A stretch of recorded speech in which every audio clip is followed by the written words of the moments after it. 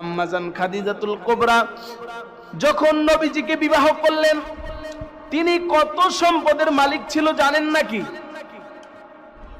যদি মোট কথায় বলতে চাই, শুধুমাত্র একটা হিসাব আপনাদেরকে দেই। আম্মাজান খাদিজাতুল কুবরা রাদিয়াল্লাহু তাআলা আনহার কাছে যখন নবীজিকে বিবাহ করেন, আম্মাজান খাদিজাতুল কুবরা রাদিয়াল্লাহু তাআলা আনহার কাছে ওই সময় 40 মণ ওজনের স্বর্ণ ছিল। সুবহানাল্লাহ! কত মণ স্বর্ণ ছিল?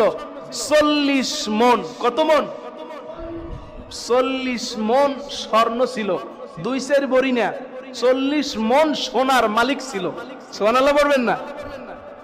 এই আম্মাজান খাদিজাতুল কুবরা যখন নবীজিকে বিবাহ করলেন, নবীজির জন্য, ভালোবাসার জন্য তার সব সম্পদ আল্লাহর রাস্তায় নবীজির হাত দিয়ে বিলি করে দিয়েছেন। সুবহানাল্লাহ!